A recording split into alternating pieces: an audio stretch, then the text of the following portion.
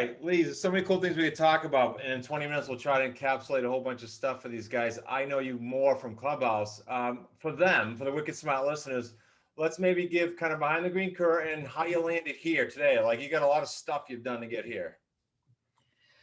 Well, it depends on where here is, but there's a car I get behind taking my kids to school that says Wicked Smart. So I know they're from not around here. They're from your part of the country, and that's a true story. Is it But I really? am a mom of two teenagers who happens to also be a realtor. I'm 21 years in the business. I own my own brokerage.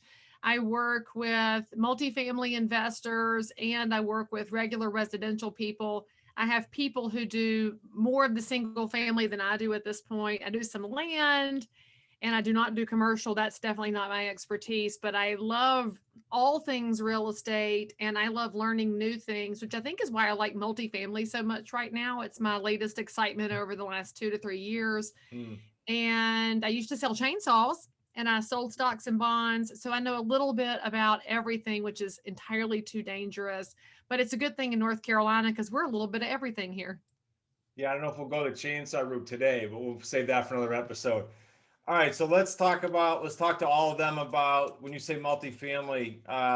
Why are you loving that now for starters with everything going on in the economy, and then how can they maybe benefit? Like, do you do things outside of North Carolina? Like, talk about that whole mix a little bit.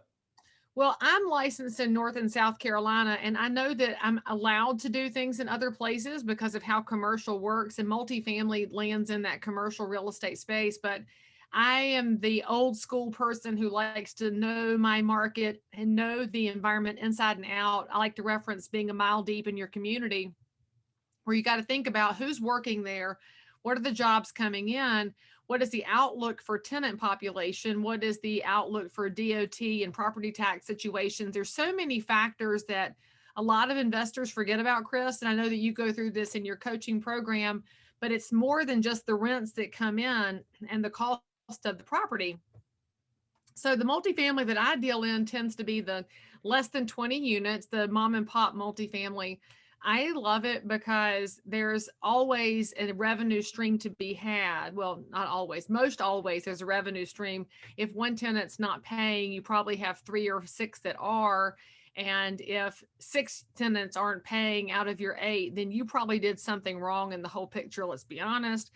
But there's a way to mitigate your risk, and I'm a risk averse person, which is why I do really enjoy this space. Single family, your tenant's not paying or they're gone and you're just sitting there calculating how much you owe and how much they owe you, and it's never coming back. Let's just be honest, back rents ain't getting paid.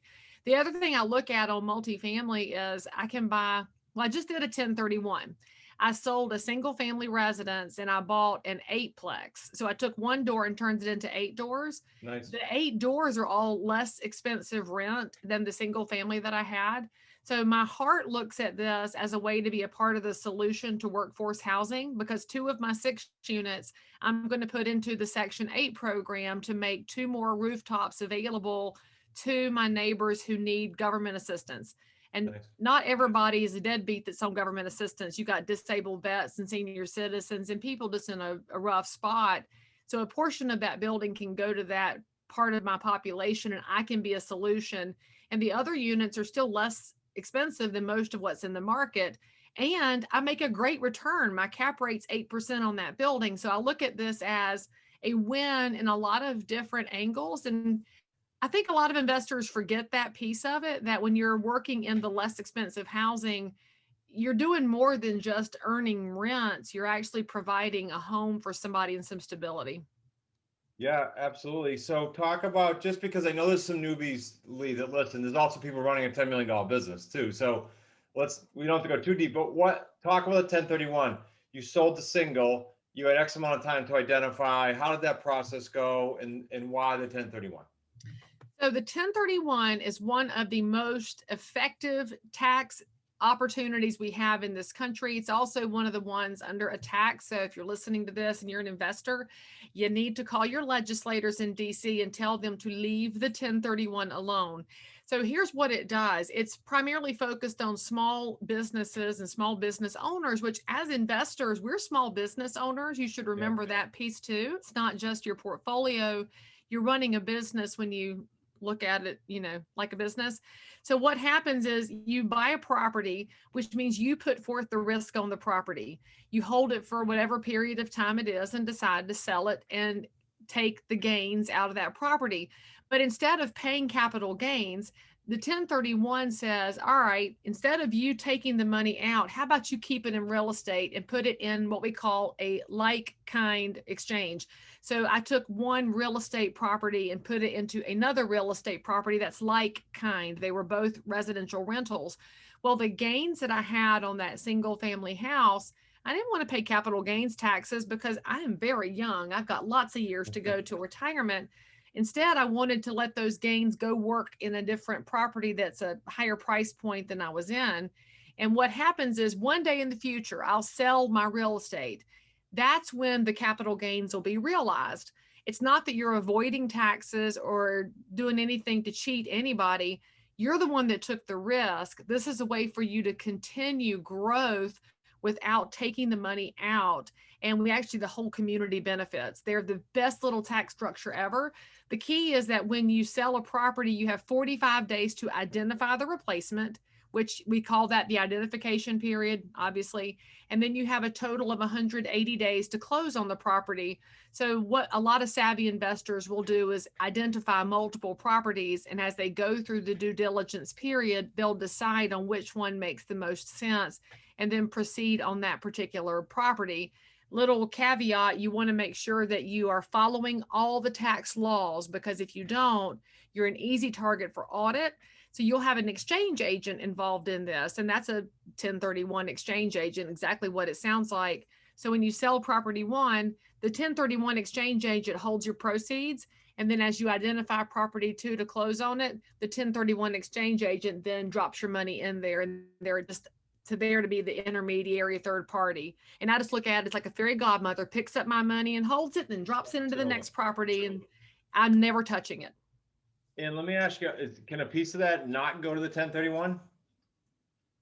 You're going to experience capital gains when you do that. So the key is you always want to talk to your tax advisor, to your lawyer, and to your exchange agent. I'm always going to do 100% transfer because I want to take all of my gains and avoid taxes. But there's ways to do that. You just have to know who can touch what funds and when you're going to get that taxable situation exercised.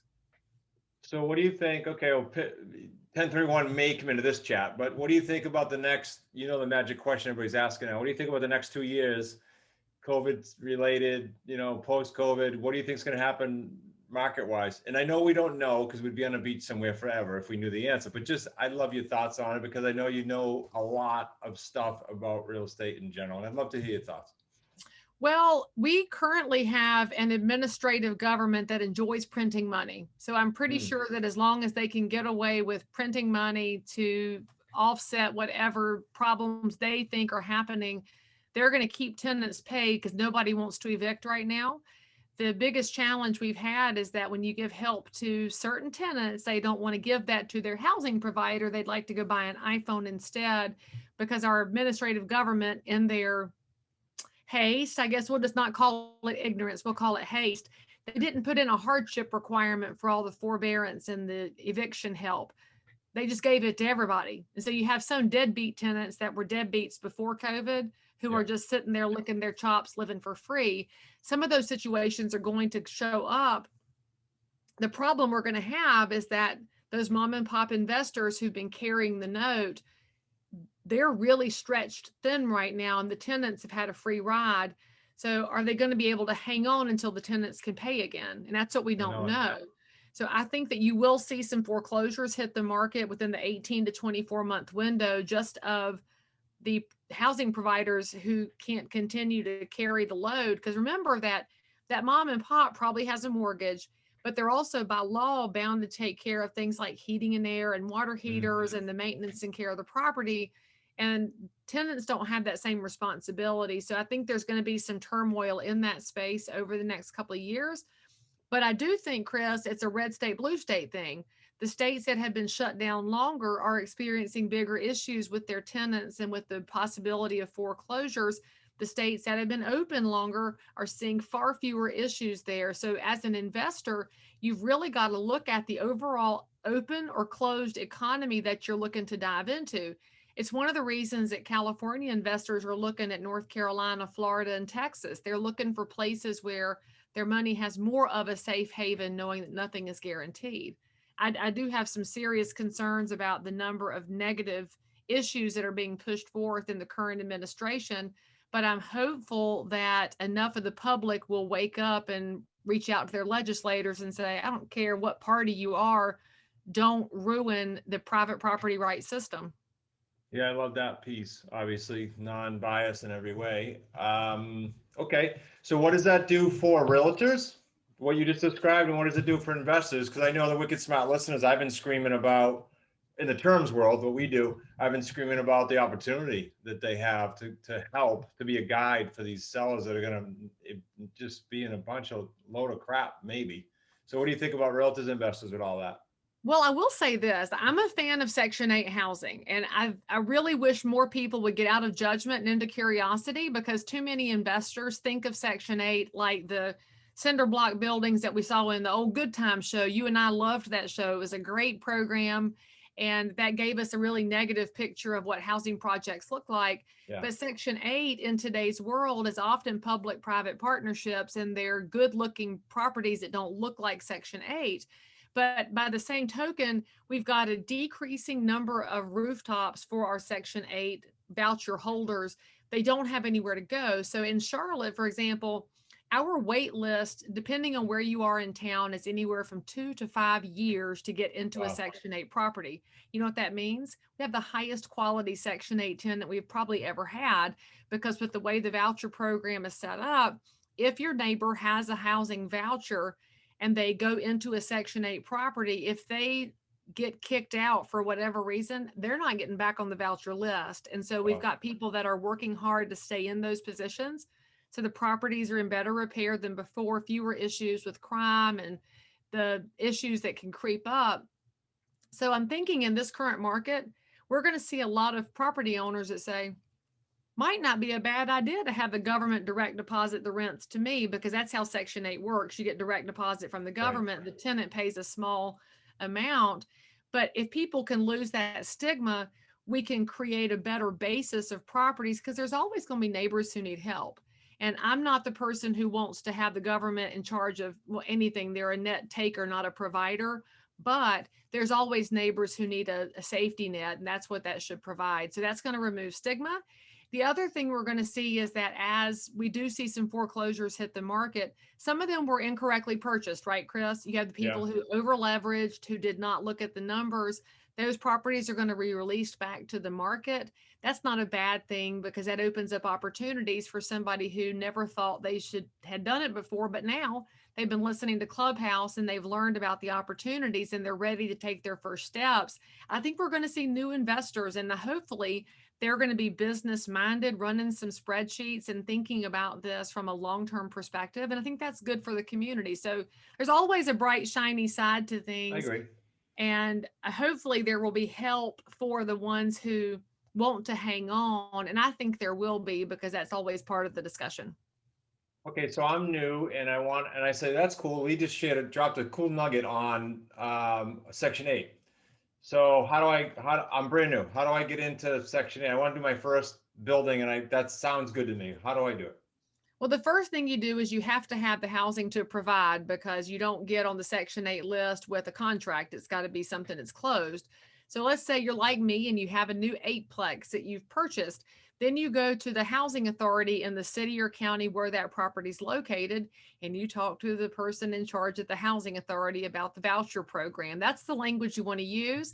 We call it Section 8 because that's the name of the section in the Housing and Urban Development Code. And in fact, I told Ben Carson when I talked to him last year, I said, I really wish we could remarket the whole thing and change the name of it so that it wouldn't be called Section 8, because people would think of it differently if it didn't have the negative connotations. And he laughed. He's like, I agree, but that's just the numbers of the code. And I'm like, I know, I'm just pipe dreaming here, but that's what you're going to ask about, is the voucher program and how can you become a provider of housing for those on the voucher program. It's not that hard. It's just the steps it takes.